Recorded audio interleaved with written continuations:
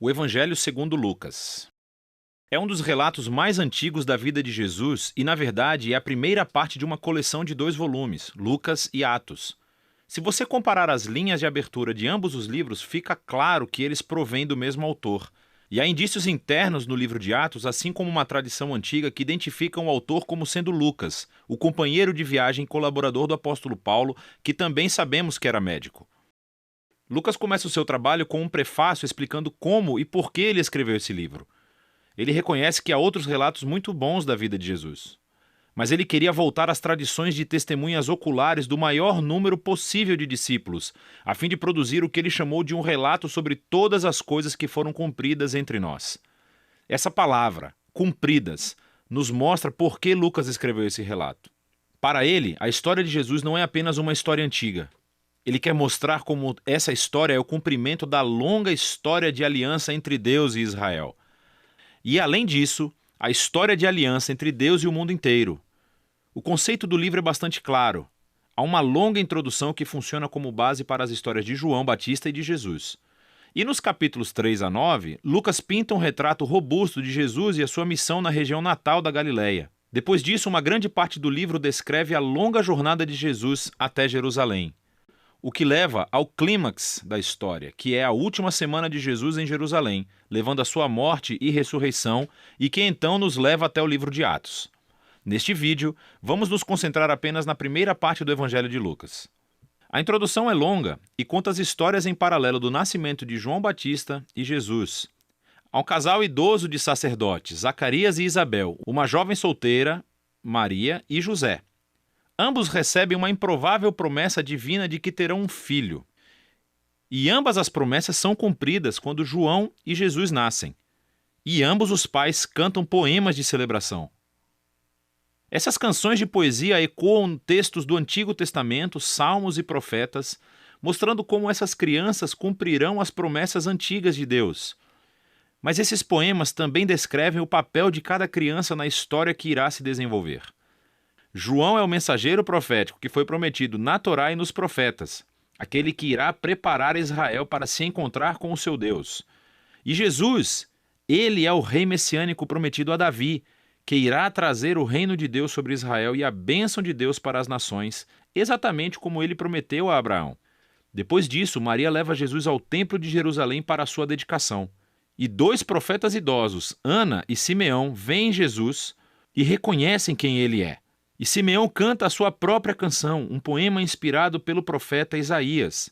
Ele diz que esta criança é a salvação de Deus para Israel e que ele se tornará luz para as nações.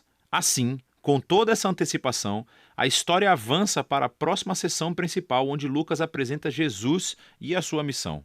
Ele prepara a história com o movimento de renovação de João no Rio Jordão, onde ele clama por um novo reino de Israel, arrependido e comprometido com uma nova vida através do batismo. Ele está se preparando para a chegada do reino de Deus.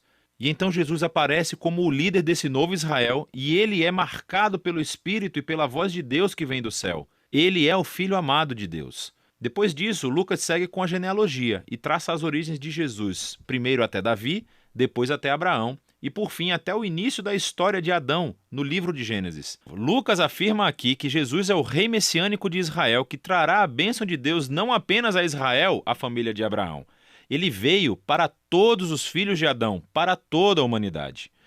Depois disso, Lucas estrategicamente relata a história de Jesus seguindo rumo à sua cidade natal, Nazaré, onde ele inicia a sua missão pública. Em uma reunião na sinagoga, Jesus se levanta e lê do livro de Isaías dizendo: "O Espírito do Senhor está sobre mim, para pregar boas novas aos pobres e liberdade para os prisioneiros, nova visão para os cegos e libertação aos oprimidos." Agora, assim como os outros evangelhos afirmam, esse Jesus apresentado é o rei messiânico que traz as boas novas do reino de Deus. Mas o que Lucas destaca de uma maneira única são as implicações sociais da missão de Jesus. Então ele traz liberdade, cuja palavra grega é aphesis. Literalmente significa libertação e se refere à antiga prática judaica do ano do jubileu, descrita em Levítico 25. É quando todos os escravos israelitas foram libertados, quando as dívidas das pessoas foram canceladas, quando a terra vendida foi devolvida às famílias. É tudo uma reencenação simbólica da justiça e da misericórdia libertadora de Deus. E então Jesus diz que esta boa nova de libertação é especificamente para os pobres. Agora, no Antigo Testamento, os pobres, ou em hebraico, ani, fazem parte de uma categoria muito mais ampla do que apenas as pessoas com pouco dinheiro. Refere-se também às pessoas de classe social baixa na sua própria cultura, como pessoas com deficiência, assim como mulheres, crianças e idosos. Também pode incluir pessoas forasteiras, como pessoas de outros grupos étnicos ou pessoas cujas más decisões de vida colocaram-nas fora de círculos religiosos aceitáveis. E Jesus diz que o reino de Deus é especialmente uma boa nova para essas pessoas. Então, depois disso, Lucas imediatamente coloca diante de nós um bloco grande de histórias, mostrando-nos como é a boa nova de Jesus para os pobres. Ela envolve a cura de uma mulher doente acamada, ou de um homem que tem uma doença de pele, ou alguém que esteja paralisado. Há histórias aqui também sobre Jesus acolhendo na sua comunidade um cobrador de impostos, Levi, que não é financeiramente pobre, mas um forasteiro social. Há uma história sobre Jesus perdoando uma prostituta. Lucas nos mostra como o reino de Jesus trouxe restauração e inversão das circunstâncias de uma vida inteira. Ele aumenta o círculo de pessoas que são convidadas a descobrir o poder de cura do reino de Deus. E como a missão de Jesus atrai muitos seguidores, ele faz algo ainda mais provocativo.